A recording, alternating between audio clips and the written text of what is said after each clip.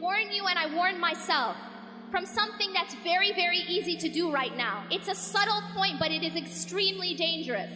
And that is focusing on the problem itself. See, one of the most powerful stories to me is the story of Musa alayhi salam in front of the Red Sea. I feel like within this story, it's like a narrative that explains our whole condition and the reactions that we have when we are faced with challenges. And Allah subhanahu wa ta'ala shows us in this story, He compares and contrasts the reactions of different people to the same external event or the same external obstacle. فَلَمَّا تَرَاءَ الْجَمْعَانِ قَالَ أَصْحَابُ مُوسَى إِنَّا لَمُدْرَكُونَ. When Musa alayhi salam is now trying to escape Pharaoh, there's a Pharaoh following behind with his army. And now him and his people are they're in front of the Red Sea. And there's an army behind them. And this is a superpower army. And they're a group of slaves. And now they're put in this very, very difficult situation. Do we find ourselves in a difficult situation just now? We are in a very difficult situation. And when Allah says, when the two groups saw each other, the people of Musa, قَالَ أَصْحَابُ مُوسَى إِنَّا لَمُدْرَكُونَ. The people of Musa alayhi salam said, we will indeed be overtaken. We indeed will be overtaken. إِنَّا لَمُدْرَكُونَ. And that's a very natural reaction to being stuck in front of the Red Sea with a superpower army behind you. It's a natural reaction that we had. But I want to tell you something amazing, and that is the reaction of Musa alayhi salam. In that same exact situation, he's looking at the same situation, but his basira, his heart is looking at and focused on something else. قَالَ كَلَّا. He said, no, by no means. The word كَلَّا, as you know, is a very emphatic no way, absolutely not. قَالَ كَلَّا إِنَّ مَعِيَ رَبِّي سَيَهْدِينَ. Indeed, my Lord is with me, and He will guide me through this. The reason why I love this story so much is because this story isn't just a story. It's awesome, it's something we tell our kids, but it isn't a bedtime story. It is a sign, and Allah actually continues to say إِنَّ فِي ذَلِكَ لَآيَةً, that indeed in this is a sign, but most people don't get it. Most people don't understand. It is, you and I are never going to be in front of a large body of water with an army behind us, but we are going to be put in situations where we feel trapped. And we are going to be put in situations where we don't see a way out. And we feel that way just now. We feel that way politically. We feel that way socially to a large degree. But what's so powerful here is how. How was Musa alayhi salam able to respond in that way? How was he able to say, no, we will not be overtaken. No, I'm not going to be taken. I'm not even worried that we're going to be overtaken. Why was he able to do that?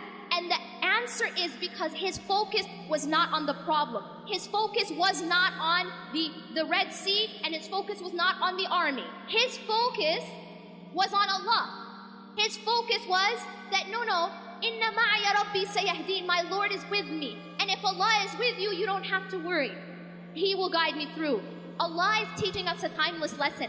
We're gonna be put in situations where we feel trapped. That's a promise. We're gonna be put in situations that look impossible. And what also strikes me about his story is that he didn't know how he was gonna get out of that situation. It's not like people were going around splitting seas. This wasn't like a regular occurrence. And yet he did not worry, even though he didn't know how. See, for us, it's easy for us to say, oh, it's no problem because I got a plan, A, B, C, D. We know exactly how it's going to happen. But when you don't have any idea how it's going to happen and you still put your trust in Allah, that is tawakkul. He knew Allah is with me and He will guide me through. Now y'all are going to say, but what about doing our part? What about doing our part? And the reality is, what's so beautiful about this story is that although obviously Allah subhanahu wa ta'ala was going to save him, Allah still asked Musa alayhi salam to take action. He's asked him to do something.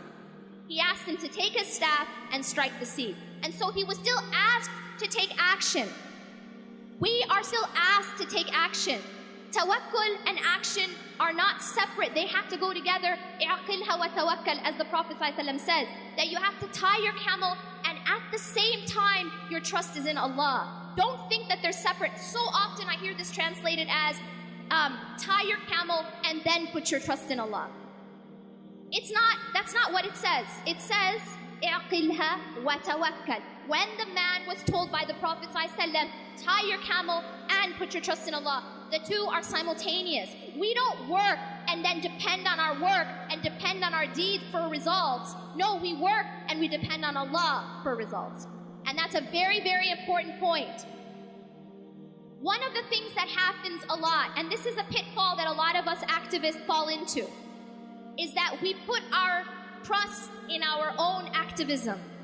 We put our trust in our own activism. And so what happens is when we don't see the exact results that we wanted, we lose hope. Inna lamudrakun. We have that attitude of we're going to be overtaken. But you see, if you put your trust in Allah subhanahu wa ta'ala, regardless of what you're seeing, you know that He's got your back. And that's what happened with Musa alayhi salam. He was told to strike the sea, so he's taking an action. But, this is an important point, it is not his action which caused the result. Why did he strike the sea? Because it was Allah who told him to. It was part of his worship. Every single thing that we are doing of our activism should be part of our worship. But we should never believe that our opening, that our salvation, that we're going to be saved because of our actions, because of our activism. We don't get saved because of our activism. We get saved by Allah. And this is a very, very important point of our tawheed. To understand it's only Allah who saves us. It's only Allah who provides the opening. He is Al-Fattah. He is Al-Fattah. I'm not Al-Fattah. You're not Al-Fattah. We're not, as organizations, Al-Fattah. We don't change our circumstances. Allah changes our circumstances. But here's a very important point about the formula for change. إِنَّ اللَّهَ لَا يُغَيِّرُ مَا بِقَوْمٍ حَتَّى يُغَيِّرُ مَا بِأَنفُسِهِمْ. Yes, Allah is the one who changes our circumstances. But Allah also says that indeed Allah does not change the condition or the circumstances of a people until they change what's inside themselves. There is a job that we have to do. There is a striking of the sea that we have to do. But we have to, at the same time, never despair. We have to, at the same time, have the attitude of Kalla inna ma'a rabbi sayahdeen. Indeed, my Lord is with me and He will guide me through. This is extremely essential. And I will tell you this. If you are focused too much on the problem, you will have the reaction of Bani Israel.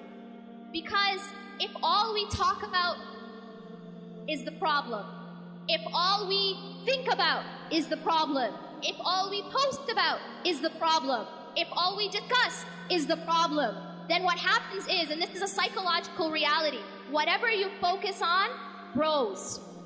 Whatever you focus on grows. This is why Allah subhanahu wa ta'ala told us to focus on dhikr. That the more that we focus on the remembrance of Allah, the bigger the importance of Allah subhanahu wa ta'ala is in our lives. But if we're focused on everything that's going wrong, if our focus is on everyone who's saying this about us, and they're going to do this to us, and then this, and that's it, and that's my focal point, I promise you, we will fall into despair. And the reason for that is that the problem will actually grow because it becomes our focal point. And this is a dangerous thing that we fall into. Our focal point needs to be, Inna ma'a rabbi sayahdeen. This is a very different focal point. The focal point of Musa alayhi salam. Indeed, my Lord is with me and He will guide me through. Yes, I do my part because it's part of my worship.